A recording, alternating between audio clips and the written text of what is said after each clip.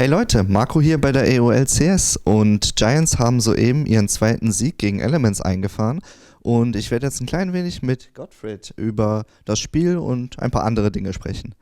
Thank you very much for doing this interview and congratulations on your second win. Thank you. Please talk me a little bit through the game. How was it like from your perspective? We fell behind quite a lot early game. They got a lot of towers, but we kind of knew that all we had to do in the team fight was to kill Asir. And he did not have cleanse, so it was kind of up to me to initiate the engage with the Bard ult, and I missed I think my two first, so that was pretty upsetting for me. But in the end they landed, and when we killed him we pretty much won the fight from there. So you decided to pick Rammus top. Did you pick it because you saw it in Korea, or was it more like a pick that was pretty known in scrims and you just waited to pull it out? I don't think, excuse me, I don't think Rammus in specific needs to be practiced that much for a player. It's pretty simple champion to play, but of course seeing it in Korea, that it always validates that it's stuff that can work, you know. So it wasn't that practiced, but it felt like this is a good opportunity to pick the Rammus. He will have a good game, and as we said, we knew we had to kill the Asir, and he's really good at locking one champion down. So even though you won today, the split has been pretty rough for you guys. How have these 6 weeks for you been personally? It's a lot of frustration. You lose 8 games in a row. You feel like you don't improve enough, and stuff like that. It gets to you. You get upset more. You get more angry. You want to improve so much, so it kind of blocks your improvement in some kind of way. But I don't know. The win we got against ROCCAT was like a relief, and I think everyone could breathe out a bit and feel like, oh, we can actually win and go on from there. And I feel like the mood in the team is gradually getting better since we realized that we can win games, and I think that's a big factor. That's what I wanted to ask. How do you keep up the mood, and how do you not let yourself be dragged down by all these losses? It's your job. You are employed by an organization. You get paid money to do stuff, and then you do the stuff. Then of course, it's up to every teammate to not be an asshole to you. So as long as you have these things in mind, I think that eventually you will succeed if you're trying a team. And yeah, I think that's what got the mood up in the end as well. Last year in the summer split, you had a few pretty good showings, and you also reached the playoffs.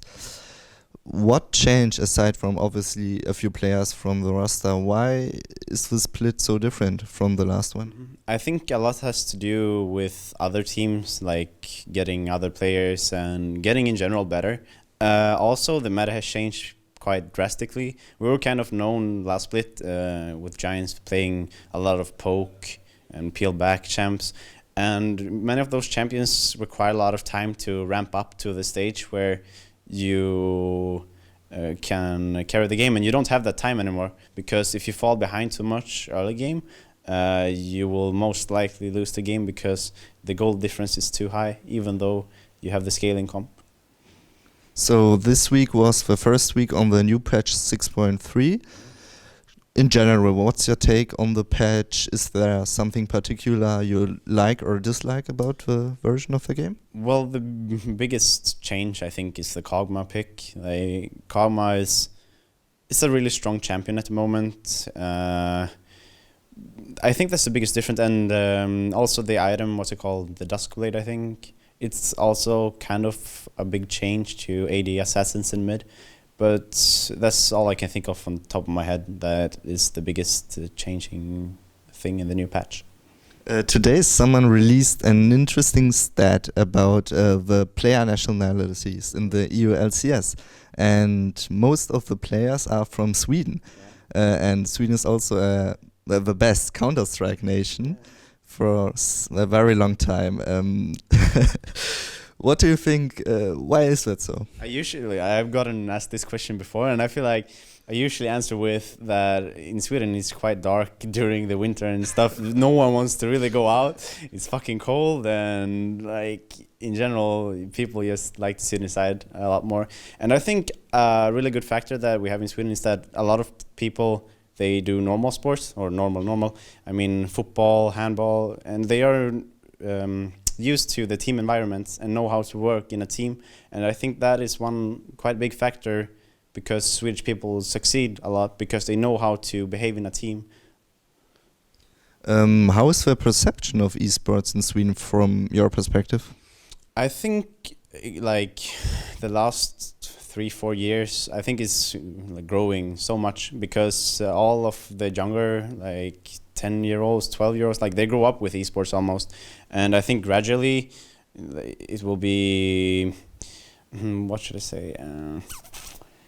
Can I like restart this? No, sorry, you can't. Okay, fuck. All right, so can you tell me the question again?